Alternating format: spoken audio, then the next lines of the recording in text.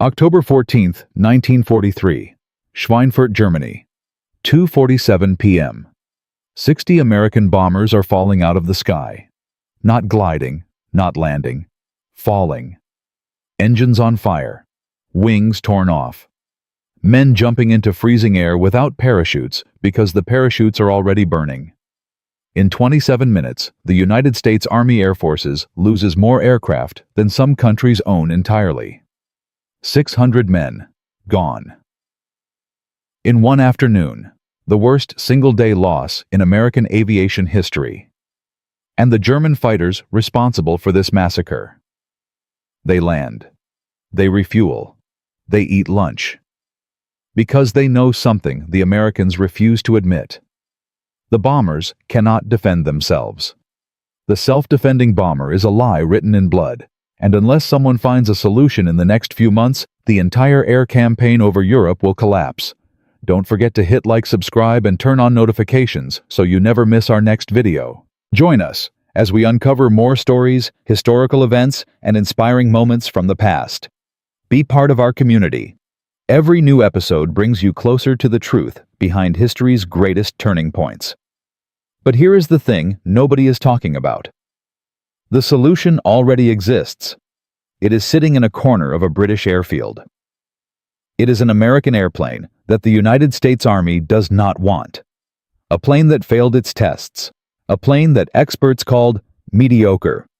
A plane that one man, a test pilot, nobody had ever heard of, is about to transform into the most lethal fighter of World War II. His name is Ronnie Harker. He is not a general. He is not a senator. He is not a weapons designer with a government budget and a team of PhDs. He is a test pilot for Rolls-Royce, a man who gets paid to fly other people's airplanes and write reports. A quiet, methodical Englishman who drinks tea and reads technical manuals for fun. Nobody would look at Ronnie Harker and say, that man is going to change the outcome of World War II. Nobody except Ronnie Harker. Because in the spring of 1942, Harker climbs into the cockpit of a rejected American fighter. He flies it. He lands it. He walks into his office. He does some math on a piece of paper. And he has an idea so crazy, so technically absurd, so completely against the rules of military procurement and international cooperation that every single person he tells immediately says the same thing. Impossible. It cannot be done. Do not waste our time. They are wrong.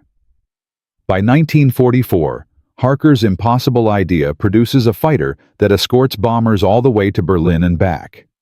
A fighter that shoots down more German aircraft than any other Allied plane.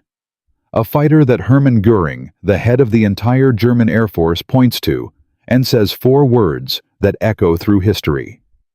The war is lost.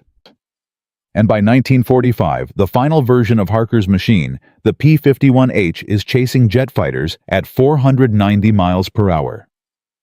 A propeller plane, chasing jets, and catching them. But before we get to 490 miles per hour and burning jet engines falling from the German sky, we need to go back. Back to 1942. Back to a world where the American air campaign is dying, where bombers are falling like rain, and where an ordinary test pilot is about to look at an ordinary airplane and see something extraordinary. September 1942. The English Channel. The mathematics of death are simple.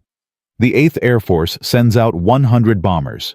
22 do not come back. You repeat that ratio 6 times and you have no Air Force left. The American commanders know the numbers. They stare at them every morning over coffee. The problem is not courage. The American bomber crews are among the bravest men alive. The problem is physics. German fighters attack from the front, closing at 600 miles per hour, combined speed. The B-17 Flying Fortress has machine guns pointing in every direction, but it has one blind spot: straight ahead. The Germans found it in the first week and never stopped exploiting it. The solution is obvious. You need fighter escorts. You need fast, agile, armed fighter planes flying alongside the bombers, keeping the wolves away. But fighter planes in 1942 have one fatal flaw: range. They burn fuel at enormous rates. The P-47 Thunderbolt is a magnificent machine, 7 tons of American muscle and firepower, but it runs dry before it reaches the German border. The P-38 Lightning has better range, but it is plagued by engine failures in the cold, high-altitude air over Europe. Pilots die not from enemy bullets, but from frozen engines and shattered cockpit seals. The bombers are alone, hundreds of miles inside enemy territory, without protection, every single mission, and the Luftwaffe knows it. On a good day, the Americans lose 10% of their force.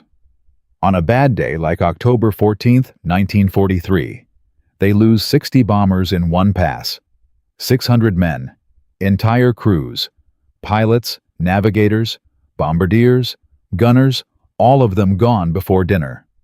The loss rate is so catastrophic that senior commanders begin to question whether daylight bombing is even survivable.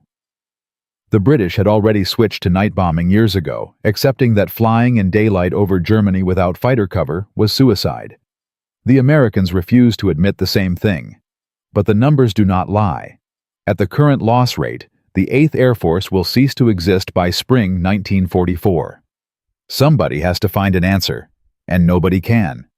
Nobody except a quiet man with a clipboard and a piece of notepaper. Hucknall Airfield, Nottinghamshire, England.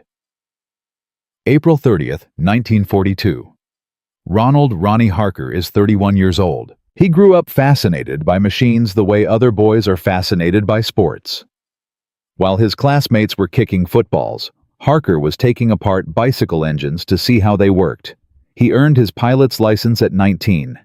By 25, he was test-flying experimental aircraft for the Rolls-Royce Flight Test Establishment, one of the most demanding jobs in aviation. You fly machines that have never been flown before. You push them until something breaks. Then you write a report explaining exactly what broke and why. Harker has flown everything. Spitfires, Hurricanes German, captured aircraft experimental prototypes that exist only as single hand-built units. He knows what a great airplane feels like. He knows what a mediocre one feels like too. On April 30th, 1942, his commanding officer asks him to evaluate a new American import. It is called the North American Mustang Mark I. The Americans built it for the British, and the British have been using it for low-altitude reconnaissance missions. Harker walks around the plane before climbing in. He studies it the way a jeweler studies a diamond looking for the flaw. What he sees is astonishing. The wing is unlike anything he has ever seen on a production fighter. It is a laminar flow wing, designed by a brilliant young engineer at North American Aviation. On a normal wing, the air gets turbulent almost immediately after hitting the leading edge. Turbulent air creates drag. Drag slows you down. On the Mustang's laminar flow wing, the air stays smooth and attached for most of the wing's length. The drag is so much lower than a conventional wing that Harker literally cannot believe the numbers until he reads the wind tunnel data himself. This wing is faster than the Spitfire's wing, more efficient, more aerodynamic. He fires up the engine. It is an Allison V1710, an American V12. It starts smooth. It idles smooth. Harker taxis to the runway and opens the throttle. The acceleration is strong. The takeoff roll is short. The plane leaps into the air with an eagerness that surprises him. Below 15,000 feet, the Mustang is magnificent. Fast responsive light on the controls. It dances. Then Harker climbs. He pulls the stick back and points the nose at the sky. 10,000 feet, still strong. 15,000 feet. The engine begins to hesitate. 20,000 feet. The Mustang is struggling. It is slow. It is sluggish. The controls feel thick and unresponsive. Harker levels off and checks his airspeed. He is barely maintaining 320 miles per hour at an altitude where German fighters routinely cruise at 400. Any Messerschmitt or Focke-Wulf pilot who found him up here would kill him before he could react. The Allison engine has a single-stage supercharger. Think of a supercharger as a pump that forces air into the engine. At sea level, the air is dense and the pump works easily. As you climb, the air gets thinner. There are fewer oxygen molecules per cubic foot. The engine starves. The single-stage Allison can compensate a little, but by 20,000 feet, it is overwhelmed. The horsepower drops by nearly half. A magnificent airframe has a broken heart. Harker lands. He sits in the cockpit for a moment after shut-down engine ticking as it cools. Then he climbs out, walks to his office, and picks up a pencil. He draws a rough sketch of the Mustang airframe. He notes the dimensions of the engine bay. He notes the weight of the aircraft. And then, he looks at the specification sheet for the Rolls-Royce Merlin 61. The Merlin 61 is the newest British engine. It has a two-stage, two-speed supercharger. Two pumps in series with a cooling stage between them. At sea level, it is powerful. At 20,000 feet, it is still powerful. At 30,000 feet, the thin, cold stratosphere, where German fighters hunt the Merlin 61, is just waking up. It is the engine that transformed the Spitfire from a good fighter into an exceptional one. Harker looks at the Mustang dimensions. He looks at the Merlin dimensions. He starts calculating. Weight, center of gravity, cooling requirements, firewall dimensions. His pencil stops. It fits. Not easily. Not without significant engineering work. But it fits. The Merlin 61 can go into the Mustang airframe. And if it does, the math is staggering. The most aerodynamically efficient airframe in the Allied inventory, powered by the most powerful high-altitude engine in the world. The combination would produce a fighter faster than the Spitfire with the range of a transport aircraft. It would be the plane that everyone is desperately searching for and nobody believes exists. Harker picks up the phone. The reaction is everything he expected: cold, dismissive, politely brutal. The Americans are told their Allison engine is being replaced by a British one, and they do not like it. American engineers do not enjoy being told their engine is inferior. The British Procurement Office says the conversion is too complex, too expensive, too risky for an aircraft that was never designed to accept the Merlin. A senior official tells Harker directly that the Merlin is too heavy for the Mustang's nose. The cooling system is completely different. The supercharger intakes are in different positions. Making this work would require redesigning half the aircraft. Harker says, "I know. Let us start tomorrow." 6 weeks. That is how long it takes a small team of mechanics at Hucknall working late into the night, fueled by tea and stubbornness, to do what the bureaucracy said was impossible. They fabricate new engine mounts from scratch. They reroute fuel lines. They build entirely new cooling ducts. They design a modified chin intake to feed the Merlin's two-stage supercharger. Their hands are cut and bruised. They miss weekends with their families. They argue about tolerances and clearances at 2 in the morning. October 13, 1942. Hucknall Airfield. 0900 hours. The prototype is ready. They call it the Mustang X. It looks strange. The nose is longer. There is a new intake under the propeller. It looks like a machine built by people who were told it could not be done, and built it anyway.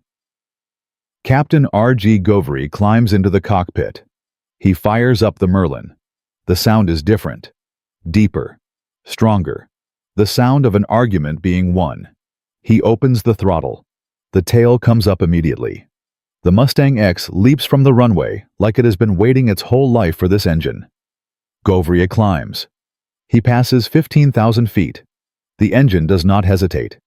He passes 20,000. It is still pulling. He passes 25,000. He is grinning behind his oxygen mask. He levels at 30,000 feet and pushes the throttle to the firewall, 440 miles per hour. The standard Mustang 390. The Spitfire 400. The Focke-Wulf 190408. The illegal hybrid beats them all. Ronnie Harker's crazy idea just became the most important airplane in the Allied inventory. But turning one prototype into thousands of combat fighters, convincing 2 governments, 2 armies, and 2 industrial supply chains to bet everything on an unauthorized engineering experiment, That is a different war entirely. And it is about to get much more complicated. Because in the spring of 1944, the P-51 Mustang will finally reach the skies over Berlin. And what happens next will make Hermann Göring say 4 words that shatter the entire German war strategy. But standing between that moment and this one is a crisis of production, a battle of industrial egos, and one factory in Detroit that is about to attempt the impossible. In Part 2, we will follow the Mustang into combat for the first time and witness a single week of air battles so devastating to the Luftwaffe that American commanders will later call it the turning point of the entire European air war. But only if the men in Detroit can build enough engines in time. Detroit, Michigan, January 1943. The Packard Motor Car Company. Ronnie Harker proved the concept. The Mustang X flew at 440 miles per hour and left every Allied fighter in the dust. One prototype, one illegal experiment, one extraordinary result. But one airplane does not win a war. To save the bomber crews bleeding over Germany, the Allies need thousands of them. And standing between that prototype and those thousands is a wall of bureaucracy, industrial ego, and one general who thinks the entire idea is an embarrassment to the United States Army Air Forces.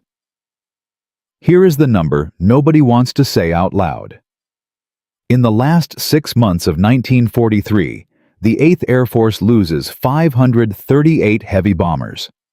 That is not a statistic. That is 5,380 men. Entire crews. Men who wrote letters home the night before. Men whose mothers are still waiting for those letters to arrive. And the rate is accelerating. October alone costs 60 bombers in a single afternoon over Schweinfurt. The math is not complicated. If nothing changes by spring 1944, there will be no 8th Air Force left to change. And here is where it gets worse. Brigadier General Frank O'Connor does not believe the Mustang is the answer. He sits behind a mahogany desk in a London office building, and he has an explanation for every catastrophe. The bombers need better formation discipline. The crews need more training. The P-47 Thunderbolt, his preferred fighter, needs longer drop tanks. He has been saying this for 4 months while the loss rate climbs. When Harker's report about the Mustang X reaches his desk, O'Connor reads it once, sets it down, and calls his aide. "Who approved this conversion program?" he asks. "It was largely informal, sir." "The Rolls-Royce flight test establishment." "Informal." O'Connor repeats the word like it tastes bad. "An unauthorized modification of an American military aircraft using a British engine that we do not have production capacity to supply. And someone wants me to present this to Washington as our solution to the escort fighter problem."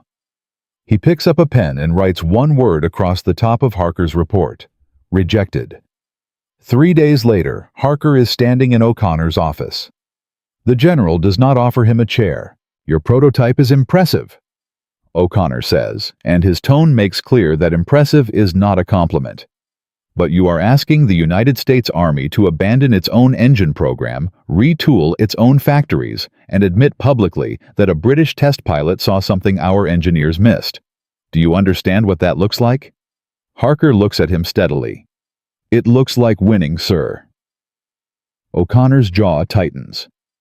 "You are a civilian contractor, Mr. Harker. You do not have the authority to redesign American military procurement policy. If you continue to push this through unofficial channels, I will have you removed from this program entirely. Am I clear?" Harker says nothing. He picks up his hat and walks out. That should have been the end. In most stories, that is the end. The bureaucracy wins. The idea dies.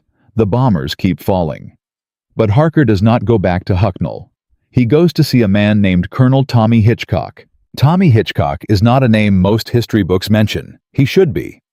He is the American military attaché to the Court of St. James, a former 10-goal polo player, a World War I veteran who once escaped a German prisoner of war camp by jumping from a moving train, and a man with direct access to the highest levels of the U.S. War Department.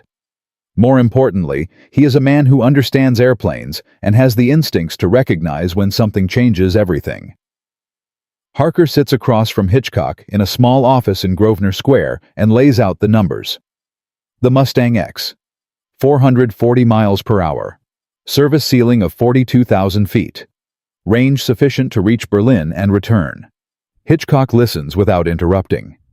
When Harker finishes, Hitchcock is quiet for a long moment. O'Connor rejected this, formally and in writing. Hitchcock nods slowly. There is a Packard plant in Detroit that has been contracted to produce Merlin engines under license for Lancaster bombers. The capacity exists. The tooling is already being installed. He looks at Harker. If I can get a formal production order through Washington before O'Connor can block it, how quickly can North American aviation begin converting the P-51 airframe? The engineering modifications are already documented, Harker says. 60 days to the first production aircraft. Hitchcock picks up the phone. What happens next takes 3 weeks and involves 2 transatlantic cables. 1 private letter from Hitchcock to Secretary of War Henry Stimson, and a demonstration flight arranged without O'Connor's knowledge or approval. The demonstration is scheduled for March 1943 at Boscombe Down Airfield. The audience is 7 senior officers from both the American and British Air Commands, including 2 men who outrank O'Connor significantly. It is not a request. It is a summons. And if the Mustang fails to perform, Harker's career ends that afternoon and the program dies with it. There is no second chance, no appeal. 1 flight, 1 opportunity to prove that an unauthorized idea cooked up in a small hangar in Nottinghamshire can actually save the air war over Europe. The morning of the demonstration is cold and overcast, the kind of English weather that makes airfields look like the end of the world. Harker arrives at Boscombe Down at 0600 and finds the Mustang X already on the flight line ground crew finishing last-minute checks. He walks around the aircraft slowly. He checks the engine mounts himself. He checks the coolant connections. He has flown this plane enough times to know its sounds, its habits, its particular vibration at full throttle. He knows it is ready. The question is whether the men watching from the observation tower are ready to believe what they are about to see. At 0900, the 7 officers arrive. O'Connor is not among them, which means Hitchcock's political maneuvering has worked at least this far. 3 of the officers are openly skeptical. Harker can see it in the way they hold their coffee cups and look at the Mustang like it is an interesting curiosity rather than a revolution. One of them, a brigadier named Wallace, walks up to Harker directly. "You are telling me that American airplane fitted with a British engine that nobody officially approved is faster and longer ranged than anything we currently have in operational service." "I am not telling you anything, sir," Harker says. "I am going to show you." He climbs in. He fires up the Merlin. The deep, authoritative thunder of it rolls across the airfield, and Harker sees 2 of the watching officers straighten involuntarily. You cannot hear a Merlin at full song and remain completely unaffected. It is not a polite sound. It is a declaration. Harker taxis to the runway threshold. He sets the throttle position. He checks the supercharger control. He looks down the runway once. Then he releases the brakes. The acceleration is violent. The tail is up in under 200 feet. The Mustang X lifts off the runway at precisely 0917 hours and points its nose at the gray English sky. Harker does not climb gently. He climbs at maximum continuous power, the rate of climb indicator pressing against its upper stop at 4,800 feet per minute. He is at 15,000 feet in 3 minutes and 12 seconds. He is at 25,000 feet in just over 6 minutes. The Merlin does not hesitate at altitude. It does not wheeze or stumble or apologize. It pulls with the same authority at 25,000 feet that it does at sea level, because that is precisely what the 2-stage supercharger was designed to do. At 30,000 feet, Harker levels the aircraft and pushes the throttle to the emergency war power stop. The airspeed indicator swings past 400, past 420, past 430. It settles at 441 miles per hour. Down on the airfield, the timekeeper calls out the numbers. The stopwatch results are handed to Brigadier Wallace. He reads them. He reads them again. He hands them to the officer beside him without a word. When Harker lands and climbs out of the cockpit, the 7 officers are standing together in a loose group. Nobody is holding their coffee anymore. Wallace walks forward and extends his hand. "How long to first production aircraft?" he asks. 60 days, Harker says. "Make it 45. The official production order for the P-51B Mustang reaches North American Aviation in California on March 22, 1943. The Packard plant in Detroit begins full Merlin production the following month. By November, the first P-51Bs are arriving in England. By December, the 354th Fighter Group is operational. By January 1944, American Mustangs are flying escort missions deeper into Germany than any fighter in history, and the bomber crews who have been dying for 18 months are finally hearing the words they have been waiting for on their radios. Little friends. 12 o'clock high. The results are immediate and staggering. In the last quarter of 1943, the 8th Air Force loses an average of 7% of its aircraft per mission. In February 1944, with Mustangs escorting in force, that number drops to 3.4%. In the battles of Big Week, the massive coordinated raids against German aircraft factories in February 1944, the Mustangs fly 3,673 sorties and claim 225 aerial victories at a loss ratio that makes the Luftwaffe's accountants weep. But the German Air Force is not finished.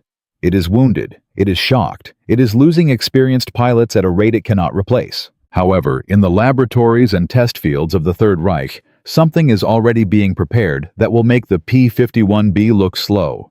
Something that uses no propeller at all. Something that burns jet fuel and streaks across the sky at 540 miles per hour, and against which the Mustang has no answer.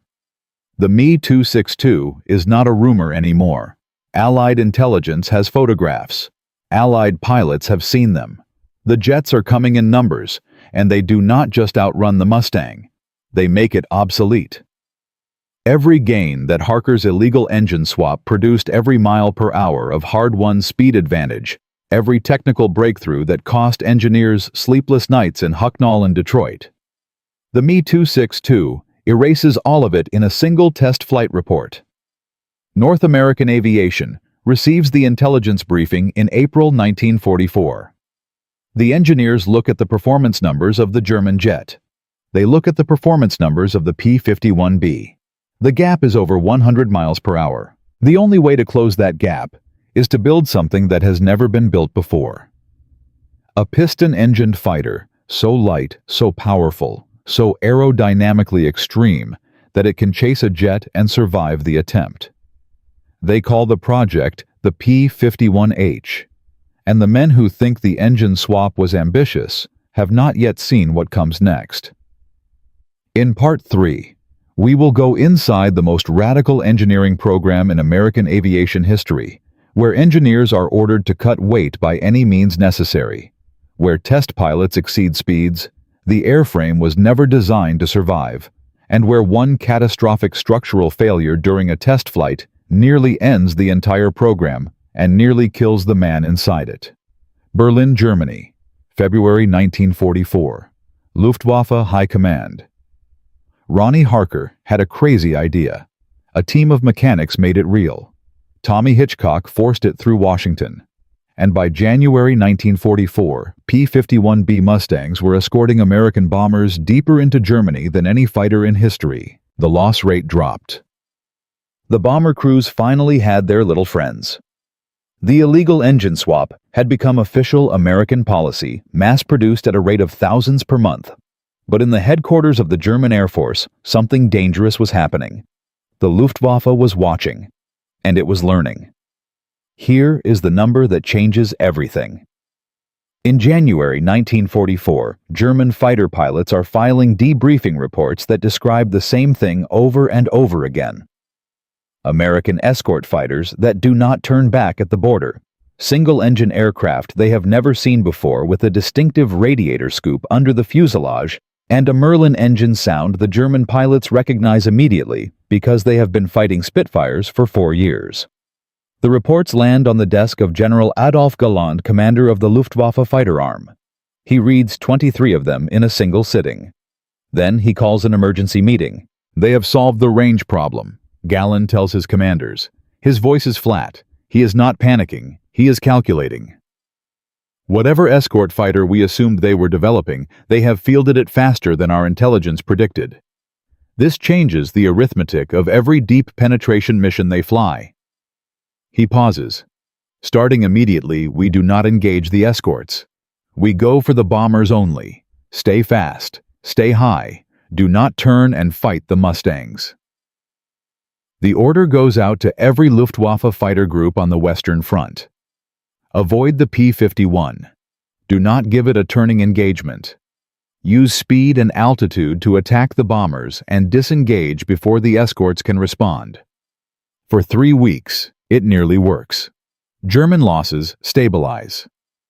The Mustang pilots find themselves chasing fighters that simply will not fight, that slash through the bomber stream and accelerate away before a pursuit can develop. But Galland knows this is a delaying tactic. He knows it the way a chess player knows that trading pieces with a stronger opponent is a slow death. Every week more Mustangs arrive in England. Every week, American production in California and the Packard plant in Detroit is outpacing German manufacturing by a ratio that cannot be sustained. The Luftwaffe needs something that the Mustang cannot chase. It needs the Me-262. The jet program is already running. It has been running for 2 years. But Hitler has repeatedly interfered, insisting the jet be modified as a bomber rather than a fighter, wasting months of development time. Galland has been fighting this decision at every senior meeting, arguing with increasing desperation that what Germany needs is not a jet bomber, but a jet interceptor. In February 1944, after the Mustang debriefings pile up on his desk, Galland goes directly to Göring. "The Americans have a fighter that can fly to Berlin," he says. "Give me the 262 as a fighter and I will stop them." Göring looks at him for a long time. Then he says, "Hitler has decided." That is the end of the conversation. The Luftwaffe will spend another 6 months fighting a war with the wrong weapons, because one man's ego cannot accept that an interceptor is more valuable than a bomber. 6 months. During those 6 months, the Mustangs own the sky. But the Mustang's dominance creates its own problem, and it is one that Harker and the engineers at North American Aviation did not anticipate. Success at scale reveals flaws that a small prototype never shows. The P-51B, magnificent as it is, has a gun jamming problem. The 450 caliber machine guns are mounted on their sides to fit inside the thin laminar flow wing. When a pilot pulls high G turns during combat, the ammunition belts twist. The guns jam at exactly the moment they are most needed. Reports come in from combat units throughout the winter of 1943 to 1944. Pilots line up kill shots and pull the trigger and hear silence. German fighters escape because the ammunition feed is unreliable under maneuvering loads. In one debriefing, a pilot describes lining up on a Focke-Wulf 190 at 200 yards, a dead certain kill, and having all 4 guns jam simultaneously. The German pilot lands safely that afternoon. The American bomber he was protecting does not. North American aviation engineers work through the problem for 11 weeks. The solution involves redesigning the ammunition feed chutes and adding a booster motor to the belt drive. It works, but it costs time and it costs confidence. For 11 weeks, combat pilots know that their primary weapons may or may not function when their life depends on them. The D-model Mustang, with 6 guns mounted more steeply upright and a redesigned feed system, finally eliminates the problem. But the 11 weeks in between are 11 weeks of unnecessary losses. Then come the statistical anomalies that nobody can explain initially. 3 P-51B pilots from the 357th Fighter Group report their aircraft becoming uncontrollable in high-speed dives above 500 miles per hour. The controls reverse. The aircraft wants to roll inverted. One pilot recovers at 8,000 feet with his airspeed indicator pegged and both hands fighting the stick. He lands and cannot stop shaking for 20 minutes. The engineers diagnose compressibility. At high Mach numbers approaching the speed of sound airflow over the laminar wing, behaves in ways that the wind tunnel data from 1940 did not capture. The fix requires diving flaps, small spoilers that bleed speed in the critical zone. But for 3 months, pilots who push their aircraft too hard in pursuit of German jets are dancing on the edge of a problem the engineers are still solving.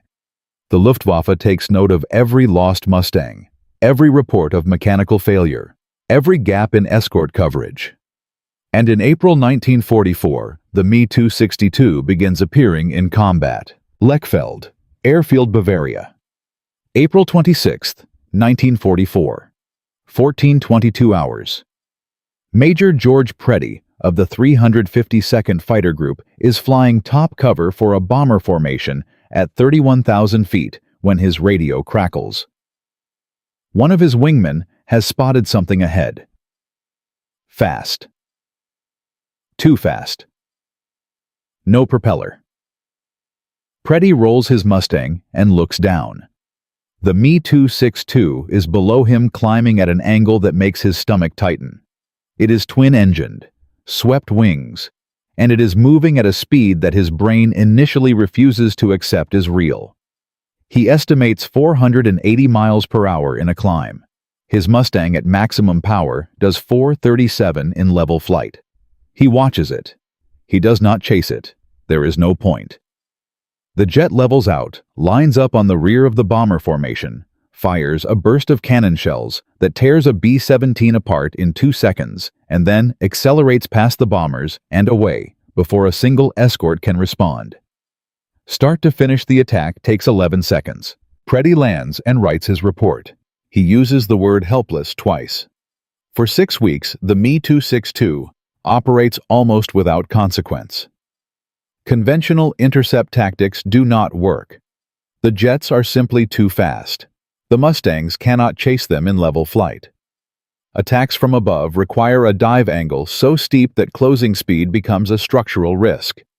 The jets know this. They climb away from diving attacks with casual ease. Then someone has an idea. Not an engineer, not a general. A 23-year-old lieutenant named Chuck Yeager, sitting in a briefing room at Leaston Airfield, studying reconnaissance photographs of German jet airfields. He looks at the photographs for a long time. Then he says to nobody in particular, "They have to land eventually." The Me-262 is fast in the air, but it takes 2 minutes to spool up its jet engines from idle. At low speed near the airfield during final approach, it is no faster than any conventional fighter and far less maneuverable. You cannot catch them in the air. You catch them at home. Aachener Airfield, Germany, May 8, 1944. 16:47 hours. 16 P-51Ds from the 56th Fighter Group arrive over Aachener at 15,000 feet without warning. They have flown the last 100 miles at minimum power to reduce contrails. Below them, 2 Me-262s are on final approach, gear down engines at low throttle, completely exposed.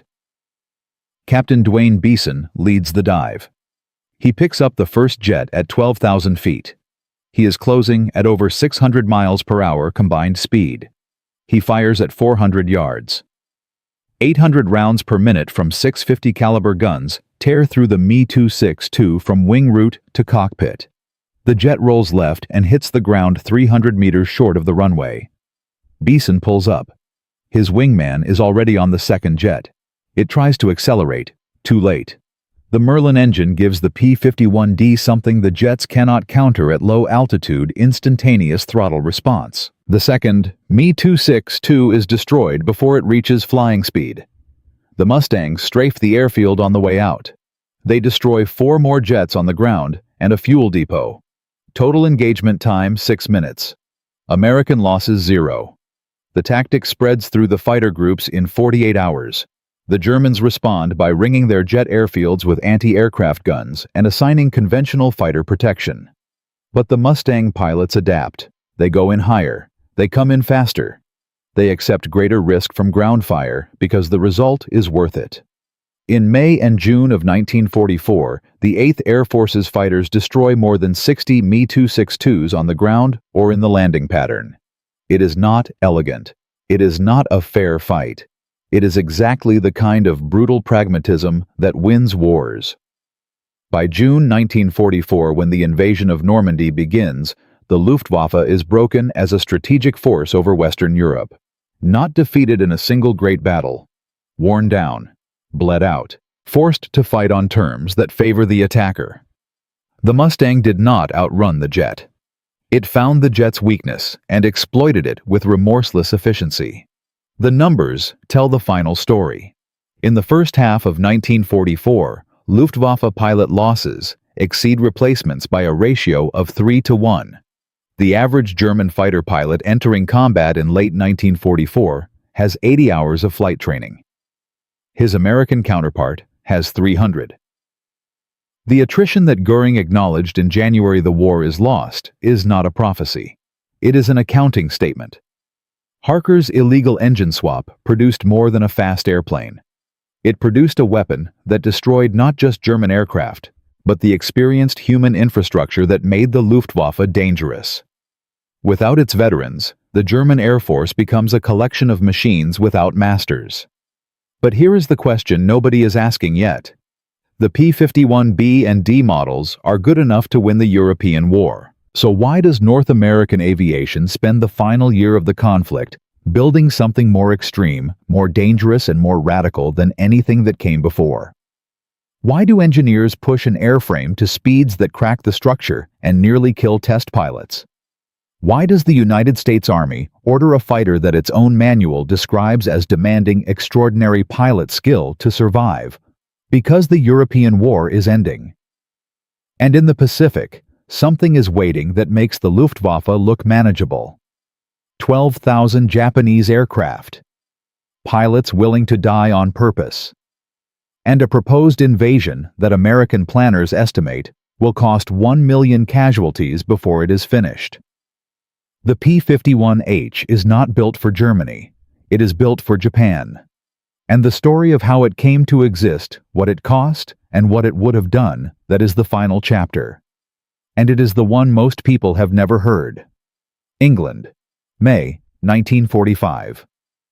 The war in Europe is over. From an illegal engine swap in a small hangar at Hucknall, to a prototype that shocked 7 senior officers at Boscombe down to Mustangs, escorting bombers over Berlin, while Göring admitted the war was lost to P-51Ds hunting. Me-262 jets in their own landing patterns over Bavaria. The story of the Mustang is the story of what happens when one stubborn man refuses to accept that something cannot be done. But the story has one more chapter. And it begins not with a triumph, but with a silence. Because the man who started all of this never got the ending the story deserved. Tommy Hitchcock does not see the victory. On April 18, 1944, 14 months after he made the phone call that forced the P-51B into production, Colonel Tommy Hitchcock dies when his P-51 crashes during a training flight near Salisbury, England. The investigation concludes the cause is compressibility, the same high-speed control reversal problem that engineers are still working to solve when his aircraft enters the fatal dive. The man who fought the bureaucracy, outmaneuvered O'Connor, wrote the private letter to the Secretary of War and personally guaranteed that the Mustang program would receive official backing.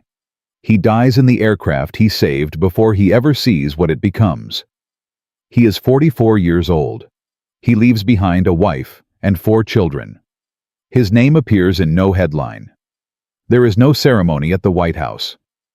The press release is 3 paragraphs. Most of the men whose lives he saved never know his name.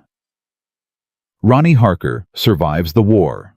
He returns to Rolls-Royce after VE Day and continues flight testing for another decade, eventually becoming chief test pilot.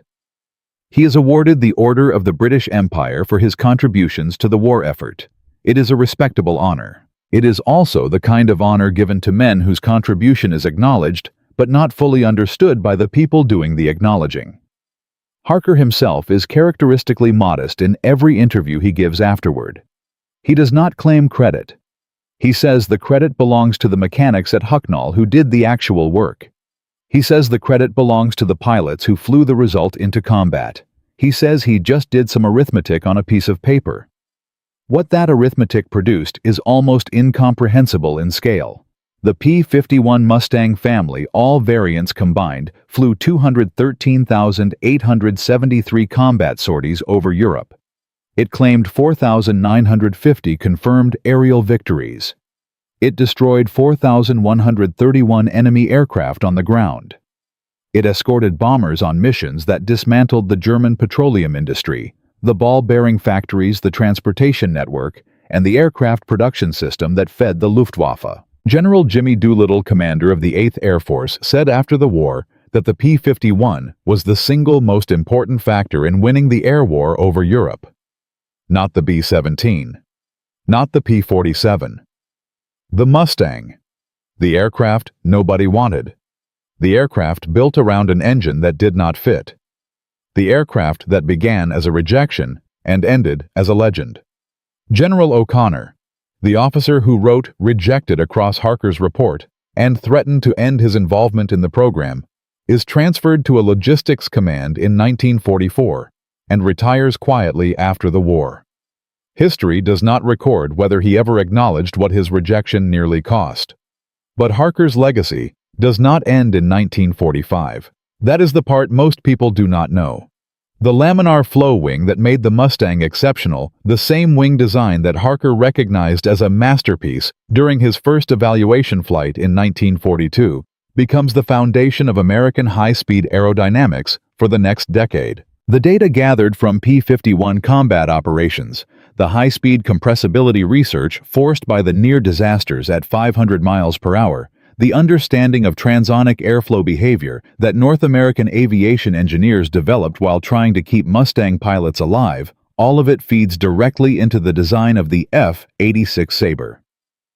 The F-86 uses a swept-wing version of laminar flow principles. It uses the same Packard-derived engine technology philosophy. It is built by the same company in the same factory by engineers who spent the war years pushing the Mustang to its absolute limits. When the F-86 meets the Soviet MiG-15 over Korea in 1950, the kill ratio is 10-1 in favor of the American aircraft. The aerodynamic DNA of that victory traces back to a British test pilot doing rough calculations on a notepad in 1942. The Packard Merlin itself outlives the war by decades. Merlin-powered aircraft continue flying commercially and in government service through the 1950s. The engine finds its final and most improbable home in air racing, where civilian pilots and mechanics spend years pushing its limits far beyond anything the engineers at Rolls-Royce or Packard imagined.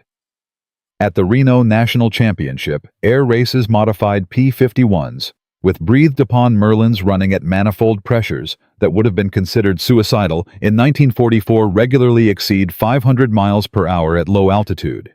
In 2014, a heavily modified Mustang named Voodoo sets a piston aircraft speed record of 531.5 miles per hour over the Nevada desert. Ronnie Harker's machine, stripped and modified by obsessive mechanics with more ambition than caution, is still finding new ceilings 70 years after he first climbed into the prototype. The P-51H, the ultimate expression of the program, never gets its war. The 555 aircraft built are assigned to Air National Guard units after Japan surrenders in August 1945. They fly training missions. They participate in exercises. During those exercises, Guard pilots flying H models regularly defeat early jet aircraft in simulated combat using the tighter turn radius and superior low-altitude acceleration to score kill shots before the jet pilots understand what is happening. The H model remains in service until 1953, when the F-86 finally renders it obsolete. It is the last piston-engine fighter in American frontline service. It goes out undefeated in the only competition that matters. The bravest act is not always the one that gets recorded. That is the real lesson of this story, and it is a lesson worth sitting with. Harker did not charge a machine gun nest. He did not lead a squadron into overwhelming odds. He looked at a rejected airplane, did some arithmetic, and made a phone call to people who told him he was wasting their time. He made the call anyway. He walked into a general's office and said in polite, measured English that the general was wrong. He did it knowing it might end his career. He did it because the alternative was watching bomber crews die at a rate of 600 men per afternoon, while the institutions responsible for stopping it argued about procurement regulations. Every era has its version of this story. The institution says the idea is too risky, too expensive, too unconventional, too embarrassing to the people who did not think of it first. The individual with the idea has to decide whether to accept that verdict or fight it. Most accept it. Most ideas that could have changed something never get the chance, because the person who had them did not have Harker's particular combination of technical certainty, personal stubbornness, and strategic willingness to root around the obstruction rather than confront it directly. He did not argue with O'Connor for 6 months. He went to Tommy Hitchcock.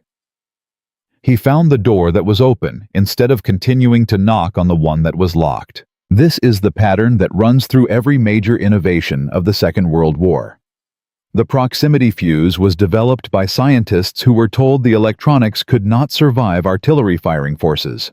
The cavity magnetron that made radar practical was built by physicists working in a university laboratory with no military funding. The Sherman tank's main gun upgrade was pushed through by junior officers over the objections of Ordnance Department generals who had already decided the original gun was adequate. In every case, someone below the senior level of authority recognized a critical problem, proposed a solution that the institution initially rejected, and found a way to make the solution real despite the rejection. The P-51 Mustang is the most consequential example of this pattern in the entire history of 20th century warfare, because the stakes were not one tank or one radar set. They were the entire strategic bombing campaign, and through it, the timeline of the European war. Now, here is the detail that almost no history book mentions. The original Mustang X prototype. The specific aircraft that Harker flew to 440 miles per hour on October 13, 1942, the one that started everything, was not scrapped after the war. It was acquired by a private collector in 1947 and eventually passed through several owners over the following decades. In 2008, aviation historians tracing the aircraft's registration history confirmed that it still exists in a private collection in the United Kingdom, technically airworthy, though not currently flying. The engine that changed the war installed in the airframe that was never supposed to carry it is sitting somewhere in England right now. It has not been publicly displayed. It has not been donated to a museum. It is simply there in a hangar waiting. That seems exactly right somehow. The aircraft that proved the impossible thing was possible is still doing what its creator always did, quietly existing, not asking for recognition, simply being proof that the arithmetic worked. From a test pilot with a notepad and a phone call to 4,950 German aircraft destroyed to a kill ratio that broke the Luftwaffe as a strategic force to aerodynamic principles that still win races in the Nevada desert. In 2024, Ronnie Harker's illegal idea saved the air war over Europe and compressed the timeline of the Allied victory by an incalculable margin. He proved that the most dangerous weapon in any war is not the biggest bomb or the fastest engine. It is a person who looks at something everyone else has accepted as a limitation and asks a different question. Tommy Hitchcock paid for that idea with his life. Thousands of bomber crews came home because of it. If you know another story like this one, a forgotten name, an unauthorized experiment, a rejected idea that changed everything, leave it in the comments. There are hundreds of them buried in the history of the Second World War, and most of them have never been told. Subscribe and stay with us, because we are just getting started. The engine that did not fit won the war, and the man who made it fit never asked for the credit. That is the only kind of courage that actually changes history.